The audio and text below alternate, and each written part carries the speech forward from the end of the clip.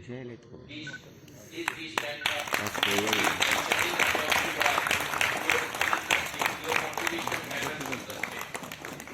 বাধা তারা নাই, খোলা মনে আমরা কাজ করতে পারছি। শুধু বিগত 1 বছর আমরা একমাত্র কোভিডের জন্য যা আশা করছি এটা করতে পারছি। যেমন ম্যালেরিয়া বলেন স্যার, এই যে ওপিডি পেশেন্ট কমার পেশেন্ট দলের সিএম ঠিক বলেছে।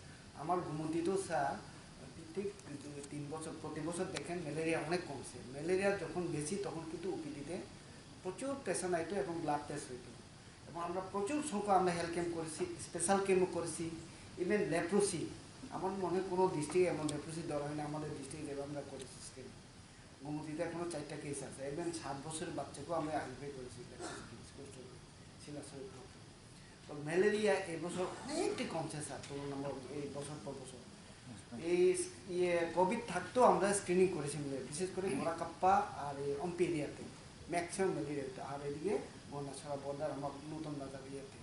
তো সব এইসব এরিয়া আমরা চিহ্নিত করে সব সময় ওই এরিয়াতে আমি রেখেছি সাব সেন্টারে আমার এপিডব্লিউতে। আগে একজন ছিল, এখন 2জন করে রাখছেন। রাখার পরে এখন দেখা যাচ্ছে 3 বছরে আমি ভালো কিন্তু আমি দেখতে পাচ্ছি। আর এবার তো স্যার যেহেতু কোভিড, এটা আমাদের একটু উলটপালট করছে, আদারওয়াইজ আমরা একদম এখন কিন্তু সবাই খোলা মনে কাজ করছে স্যার। এবং আমার ডিস্ট্রিক্টে আমি বলবো মেডিকেল অফিসার থেকে শুরু করে সবাই একদম উৎসাহ উদ্দীপনায় কাজ করছে। ইভেন আয়ুষ্মান ভারত দেখুন, সব ইন্ডিকেটর বলুন স্যার, গুমতি কিন্তু মোটামুটি আমি ধরে রাখছি। হ্যাঁ, তো আশা রাখবো এবার যদি আমরা সহযোগিতা পাই স্যার, আগামী দিনে আশা করি অনেক চেঞ্জ করতে পারবো আমাদের ডিস্ট্রিক্টে। এই এখন কোনো অসুবিধা নেই কাজ করতেছে। কোটি সেন্ট্রাল স্কিম এগুলো, আর সেগুলো সেলফ হেল্প গ্রুপে যারা কাজ করে, যারা কোঅপারেটিভে কাজ করে, এগুলো তাদের যে মূল পেশা না, সেকেন্ডারি রোজগার, পার্ট টাইম। আমি এই কথাগুলো কেন বলছি, আমাদের হেলথের যারা রয়েছে হেলথ সার্ভিস, আমরা সবাই যাতে পার্ট টাইম কোনো একটা কিছু করে, ও সেটাই বললাম যে 1 ঘন্টা বের করা। যদি আমি এগুলো নাও করি তো ফোন তো করতে পারি তাদেরকে। আমি 2টা জিনিস যেমন এসএসজি কে বললাম, উদাহরণ তুলে ধরলাম, সেগুলো কারণ আপনাদের সবাই আপনারা জানেন, পত্র পত্রিকা সোশ্যাল মিডিয়া, তার মাধ্যমে গভর্নমেন্ট কি করছে, সেন্ট্রাল গভর্নমেন্ট কি চাইছে, স্টেট গভর্নমেন্ট কি চাইছে, সব জানেন। সেগুলোকে তুলে ধরা।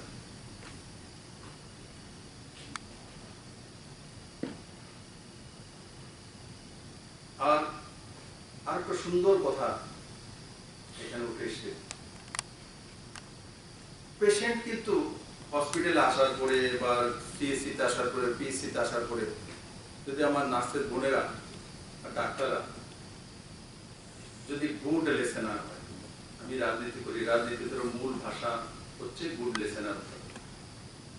একজন ভালো নেতা হতে গেলে তার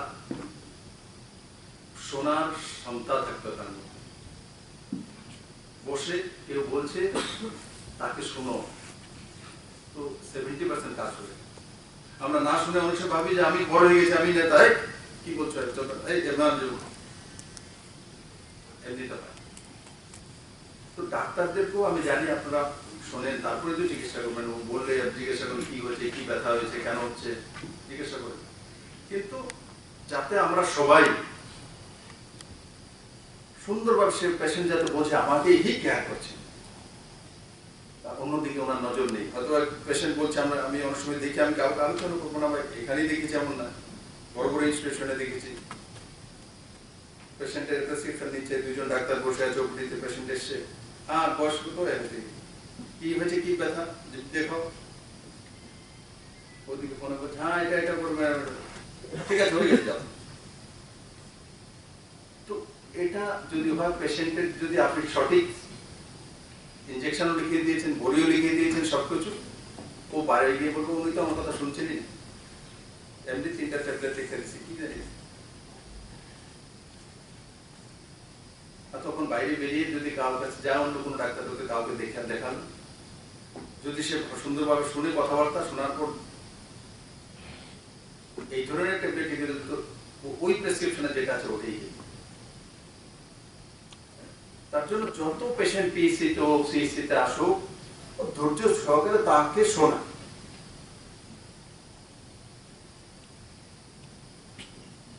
জিবিএস হসপিটালের সুপারিনটেন্ডেন্ট এখানে আছে। জিবি হসপিটাল আমার সবচেয়ে বড় hospital, BM hospital, GB hospital দুইটাই সবচেয়ে বড় হসপিটাল।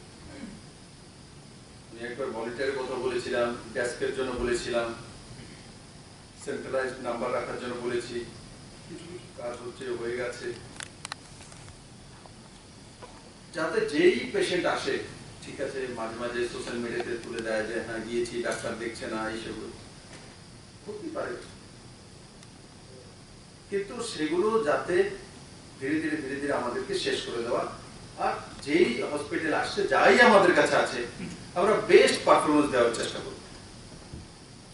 এটা আমি বুঝি, যারা পেশেন্ট হয়ে আসে তাদের মধ্যে অনেক সময় তিক্ততা থাকে, কারণ বুঝতে চায় না, ভাবে যে আমার পেশেন্টটাকে আগে দেখো, আমার বাবাকে আগে দেখিনি। কারণ ডাক্তারের কাছে তো বাকি 5টা পেশেন্ট আছে, তার কাছে বরাবর হয়তো ওইটাও হার্ট অ্যাটাক হয়ে এসছে, ডাক্তার বলছে ওটাকে ধরেই করবো, সে তো মানবে না আমার বাবার আগে দেখুন। তো তাকে কিভাবে ম্যানেজ করা আপনারা জানেন, বোঝেন, কিন্তু তাকে এই ধরনের যে ঘটনা, তাকে পুনরাবৃত্তি যাতে না হয়, তাকে কিভাবে ম্যানেজমেন্ট করা যেতে পারে, সেগুলো রাস্তা দেয়।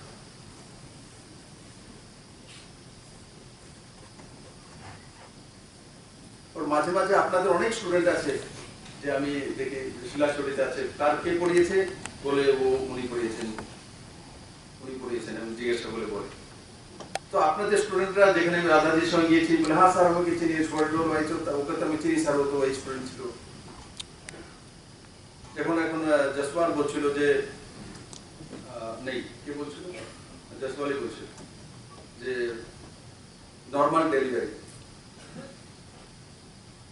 ডেলিভারি না, সুভাষিসজি বলছিলেন যে নর্মাল ডেলিভারি। আমি জিজ্ঞাসা করেছি, তো পিএসসি তে বাস রয়েছে ডাক্তার, নতুন নতুন এমবিবিএস করে গেছি, কিন্তু নর্মাল ডেলিভারি ও পরেই ফিজিক্যালি কখন দেখি। তো সুন্দর একটা বিষয় একটু উঠে এসছে। তো তাদেরকে, আপনাদের তো স্টুডেন্ট এখানে অনেকে আছে, আপনাদের স্টুডেন্ট এরা, তাদেরকে এনে জিবি হসপিটালে বা বিএম হসপিটালে 7 দিন 8 দিন 10 দিন 1 মাসের জন্য যদি রাখা যায়, তো নর্মাল ডেলিভারি করতে গেলে কিভাবে প্র্যাকটিক্যালি অভিজ্ঞতা সেটা নিয়ে যেতে পারে, তো নিয়ে গেলে ওইখানে সমাধান হতে পারে। আর তার জন্য উনি যেটা বলছেন যে 20 থেকে 22-23টাতেই সেটা হয়, বাকিগুলো এতগুলো পিএসসি আছে, 115টা সিএসসি 23টা, তো 20 থেকে 22 সিএসসি তো আছে 23টা, এই 23টা তো কমসে কম হওয়া উচিত। তো উনি যে সংখ্যা বলছেন 20 থেকে 22, মানে 23ও পরিপূর্ণ হচ্ছে। পিএসসি তো ছেড়ে দিয়ে সিএসসি তো 23টা আছে আমাদের। তো উনি নিজেই বলেছেন, আমি তার জন্য বললাম যে আমাকে রিপিট করতে হবে, কারণ আমি দেখেছি খুব সুন্দরভাবে যা যা যা আমাদের করা উচিত বা যা যা আমরা করছি সেগুলো এখানে উঠে এসছে। তো এগুলোকে কার্যান্বয়ন করা, ওই দিশাতে সবাই, আমি আপনাদেরকে বলবো, আপনাদের স্টুডেন্ট কোথায় আছে আপনারা সবাই জানেন, এখানে যারা সিনিয়র ডক্টর আছে, এইচওডি আছে, head of the department, head of the institution আছে। তো মাঝে মাঝে ওই যে ফোনগুলো আমরা করবো, 5টা ফোন বা 6টা 7টা 1 ঘন্টা, তার মধ্যে এদেরকে ঢুকিয়ে নিন না, তাদেরকে একবার ফোন করে হয়তো ভালো খুশি হবে, আরে আমাকে জিবি হসপিটাল থেকে প্রদীপ স্যার ফোন করেছে, তপন বাবু ফোন করেছে, অমুক বাবু ফোন করেছে, হয়তো 5 বছর পর আপনি ফোন করেছেন, একসময় আপনার স্টুডেন্ট ছিল। তো আপনারা মান্থলি, আমি একটা সাজেশন আপনাদের সামনে, মান্থলি এটা তয় করে নিন যে জানুয়ারিতে ইমিউনাইজেশনের কাজ করব, এক একটা মান্থ এক একটার জন্য। ফেব্রুয়ারিতে লেপ্রোসির জন্য কাজ করব, মার্চে ডায়রিয়ার জন্য কাজ করব। আর সেগুলো এভাবে দিচ্ছি, ওই সময় এগুলো আসেও, কিছু সিজনাল আছে, যেমন এপ্রিলে নিউট্রিশনের উপরে কাজ করব, মেতে অ্যানিমিয়ার উপরে কাজ করব, জুনে ম্যালেরিয়া বা আদার যে ব্যাকটেরিয়াস ডিজিজ হয় তার উপরে কাজ করব, জুলাইতে ফ্যামিলি প্ল্যানিং, অগাস্টে টিউবারকুলোসিসে টিবির উপরে, সেপ্টেম্বরে এনসিডির উপরে কাজ করব, অক্টোবরে মেডিকেল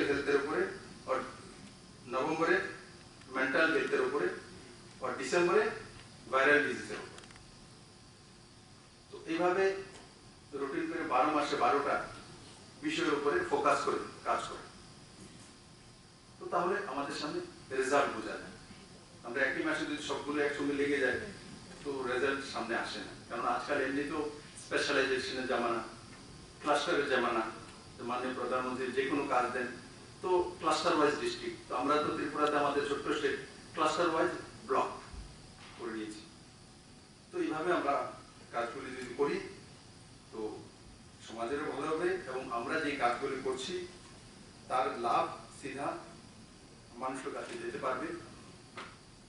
আমি আশা করি আজকের এই সেমিনারের মাধ্যমে আমরা একটা ব্রতি নিয়ে যাব যে আমরা যেই কাজগুলো করছি তার মধ্যে আরো স্পিরিট বাড়ানো, আরো বেশি কাজ করা।